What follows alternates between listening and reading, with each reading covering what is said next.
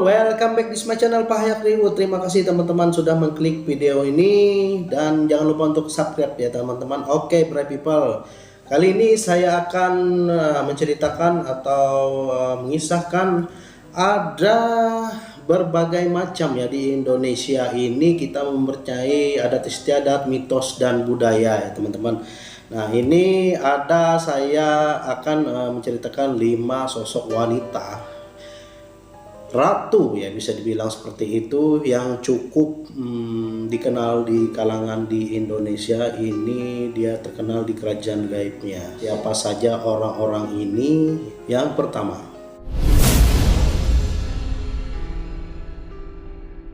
teman-teman sudah tidak asing lagi dengan Nyi Roro Kidul ya teman-teman. Jadi Nyi Roro Kidul ini diceritakan sebagai penguasa Ratu Pantai Selatan. Bahkan di daerah Pantai Selatan ini kita tidak diperbolehkan memakai baju warna hijau ya teman-teman.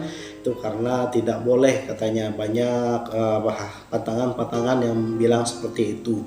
Jadi Nyi Roro Kidul ini dulunya banyak versi ya teman-teman. Ada yang bilang ini anaknya dari Prabu Siliwangi dan ada juga yang bilang sebagai istri dari Prabu Siliwangi. Nah, jadi yang saya temukan di sini yang umum saja dia adalah anak dari Prabu Siliwangi ya.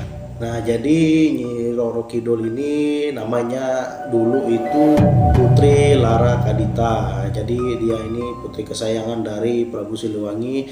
Namun beberapa selir dari Prabu Siliwangi ini tidak menyukai. Jadi dia dikirim sihir oleh beberapa selir dari Prabu Siliwangi ini, dan dia pada akhirnya dia diusir dari istana. Nah, dia pergilah ke pantai Laut Selatan, ke Laut Selatan ya teman-teman. Dia bertapa di sana, dan setelah bertapa dia mempunyai bisikan-bisikan ya teman-teman, dan pada saat itu dia langsung mencelupkan badannya di air laut tersebut dan sembuh. Nah, semenjak itulah dia jadi penguasa Laut Pantai Selatan, Nyi Roro Kidul ya teman-teman.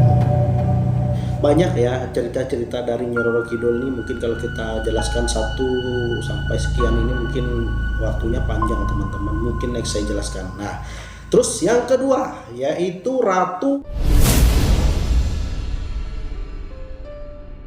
Nyi Ratu Rantamsari.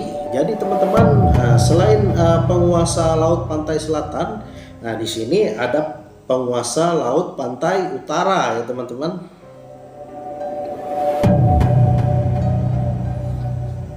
Pulau Jawa ya. Jadi Nyi Rantamsari ini adalah adik dari Nyi Roro Kidul tersebut ya, pada ceritanya seperti itu. Jadi sosoknya ini dikenal juga sangat cantik ya teman-teman. Jadi cukup dikenal di daerah Tegal sampai Pantura ya teman-teman. Di Laut Jawa juga terkenal Nyi Rantamsari ini teman-teman ya. Dan juga sering juga diadakan ritual-ritual menari-menari ya teman-teman di areal dekat pantai Laut Utara ini ya teman-teman. Nah, itu kadang mitosnya apabila sang penari ini kesurupan, berarti sesajen atau persembahan itu diterima oleh Nyi Rantam ini dari penguasa Laut Utara ya teman-teman.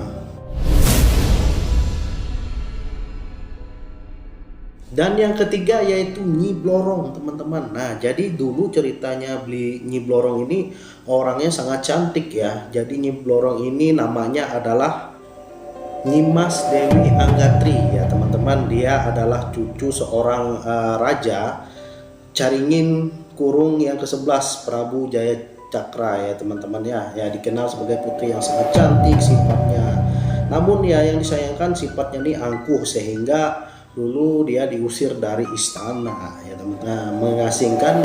Mengasingkan diri, dia pergi ke hutan dan tidak sengaja dia masuk di gerbang gaibnya di Nyi Roro Kidul tersebut ya. Jadi masih ada kaitannya ini ya teman-teman ya. Jadi dia akhirnya masuk ke gerbang Nyi Roro Kidul, masuk di situ, dan dia juga dipercaya ya teman-teman sebagai panglima terkuatnya dari Nyi Roro Kidul tersebut ya teman-teman. Konon kata orang-orang, jika ingin memiliki pesugihan atau ingin cepat kaya, orang-orang itu mendatangi Nyi Blorong ini ya teman-teman. Nah, namun dia setidaknya meminta tumbal. Yang saya dengar seperti itu ya teman-teman. Jangan sekali-kali ya misalnya ada hal seperti ini, tumbalnya manusia ya teman-teman ya. Nah, dan juga pernah didengar juga ketika kita sudah tidak ada lagi di dunia ini, kita akan mengikuti dan menjadi prajurit dari Nyi Blorong tersebut ya teman-teman, kalau teman-teman melakukan perjanjian dengan Nyi Blorong tersebut. Nah memang jadi Nyi Blorong ini dia separuh dari badannya ini adalah berbentuk ular, dan setiap dia pergi dari tempatnya ini dia meninggalkan sisik ya teman-teman, seperti sisik namun sisiknya itu berupa emas. Nah itulah yang membuat orang-orang mungkin bisa jadi kaya ya teman-teman. Nah itu ya mitologinya, ceritanya ya teman-teman tentang Nyi Blorong. Yang keempat ini teman-teman, Nyai Gadung Melati ya teman-teman. Nah dia ini dipercaya juga di tanah daerah sana ya teman-teman. Jadi ini dia penguasa gunung berapi. Jadi mitosnya dia ini kalau ada masyarakat atau penduduk yang memimpikan dia menyampaikan pesan, berarti itu akan terjadi bencana letusan gunung berapi ya teman-teman ya. Jadi Nyi Gadung Melati ini tidak tahu saya lebih banyaknya seperti apa, nanti mungkin next kita bahas lebih jelasnya ya teman-teman ya. Dia juga dipercaya sebagai sosok yang melindungi Gunung Wutoh ya teman-teman. Nah teman-teman bisa cek itu ya teman-teman ya. Itu dia tentang Nyai Gadung Melati. Dan selanjutnya yang kelima,